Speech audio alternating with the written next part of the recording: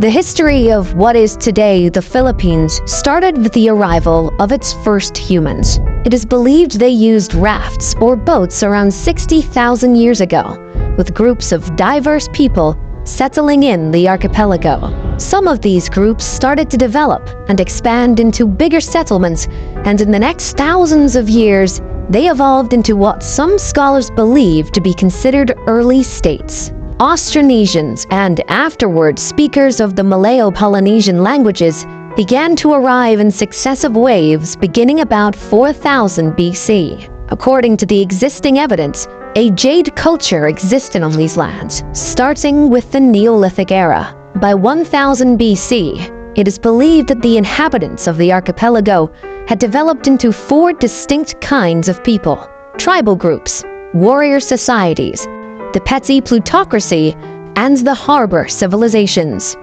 Also important to note is the fact that the metallurgy reached the archipelago due to trade with India. Around 300 to 700 AD, the seafaring people of the islands began to trade with the Indianized kingdoms in the Malay archipelago and the nearby East Asian principalities, adopting influences from both Buddhism and Hinduism. Some cultures of present-day Vietnam showed evidence of an extensive trade network. Artifacts and goods were traded, such as glass, agate, or gold. There were also other items present in the region which were most likely imported, including ear ornaments that have been found in archaeological sites in the Philippines, Thailand, and Taiwan. The Indian culture influenced the Southeast Asian region, starting with the 1st century. During the period of the South Indian Pallava dynasty and the North Indian Gupta Empire, Indian culture spread to Southeast Asia, and it reached the Philippines, which led to the establishment of new kingdoms largely influenced by the Indian culture and traditions. The date inscribed in the oldest Philippine document found so far, the Laguna copperplate inscription, is 900 AD. From the details of the document, written in Kawi script, the bearer of a debt, Namwaran, along with his children, is cleared of a debt by the ruler of Tondo. This is the earliest document that shows the use of mathematics in pre-colonial Philippine societies. A standard system of weights and measures is also demonstrated by the use of precise measurement for gold and other items, as well as in astronomy. From the various Sanskrit terms and titles seen in the document, the culture and society of the Manila Bay were that of Hindu Old Malay amalgamation, similar to the cultures of Java, Peninsular Malaysia, and Sumatra at the time. In the years leading up to 1000, there were already several maritime societies existing in the islands, but there was no unifying political state encompassing the entire Philippine archipelago. Instead, the region was divided into numerous semi-autonomous city-states under the rule of the plutocracy, while a number of states existed alongside the highland societies. These smaller structures alternated between being part of or being influenced by larger Asian empires like Maya Pahit. Around 1225, the nation of Mai, a Buddhist pre-Hispanic Philippine island state centered in Mindoro, flourished, attracting traders and shipping from the kingdom of Ryukyu to the Empire of Japan. Chao Jakua, a customs inspector in Fujian province, China, wrote the description of the barbarous peoples, describing trade with this pre-colonial state. Its people were noted for their honesty in trade. Much of what is now Indonesia was ruled by the Hindu Maya Pahit Empire. During the 1300s, this empire ruled over Luzon Island and the Sulu archipelago. As more and more influence was on these islands, skirmishes and battles also existed. Some local tribes were waging incessant guerrilla warfare against them. Eventually, the kingdoms of Luzon regained independence from Maya Pahit after the Battle of Manila, 1365. Sulu also re-established independence, and in vengeance, assaulted the Maya Pahit province of Brunei before a fleet from the capital drove them out. The start of the Islamic era in Indonesia set the collapse of the Maya Pahit as its provinces eventually seceded and became independent sultanates.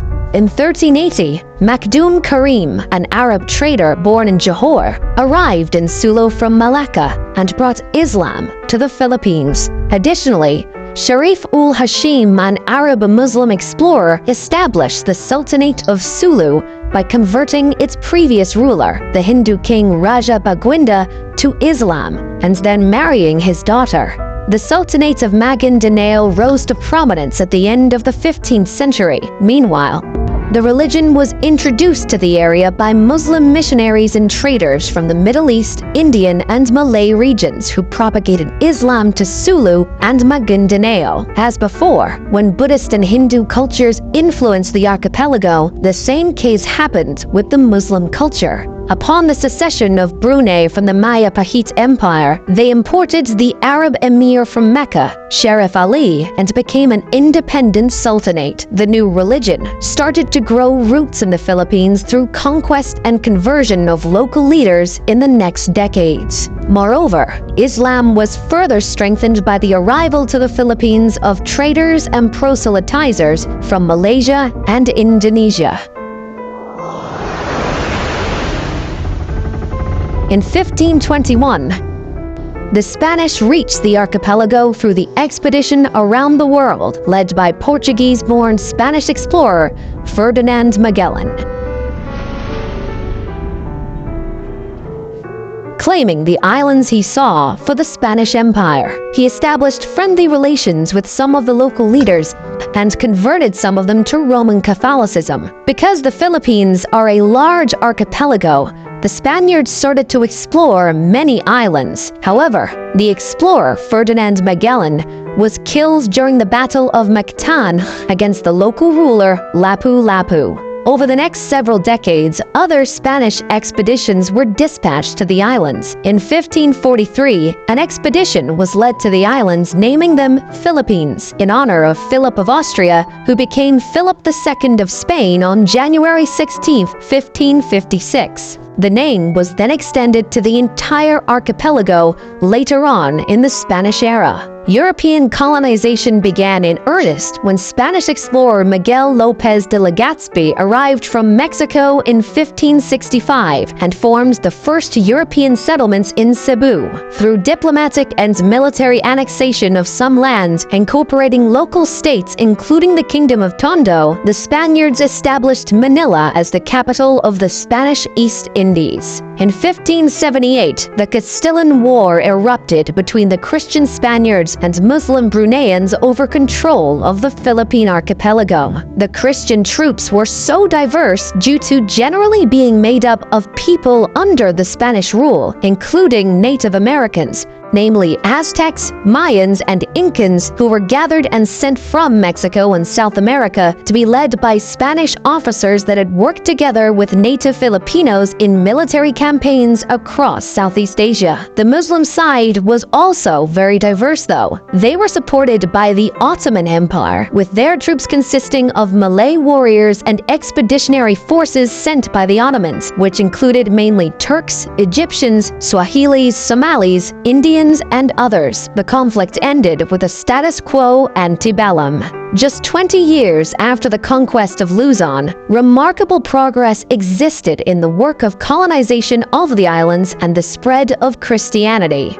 A cathedral was built in the city of Manila with an episcopal palace. Other monasteries and churches were built across islands, and more people started to convert to Christianity. Furthermore, Spanish and Mexican families settled in the new lands, creating stronger communities. Much of the archipelago came under Spanish rule, creating the first unified political structure known as the Philippines. Spanish colonial rule saw the introduction of Christianity, the code of law, and the oldest modern university in Asia. The Philippines was ruled by the Mexico-based Viceroyalty of New Spain, and after, the colony was directly governed by Spain. Many of the local people revolted in the next centuries due to some abuses made by the Spanish authorities. Their rule ended after the American-Spanish War at the end of the 19th century in 1898. The Philippines became a territory of the United States. The United States then established the insular government to rule the Philippines. In 1907, the elected assembly was set up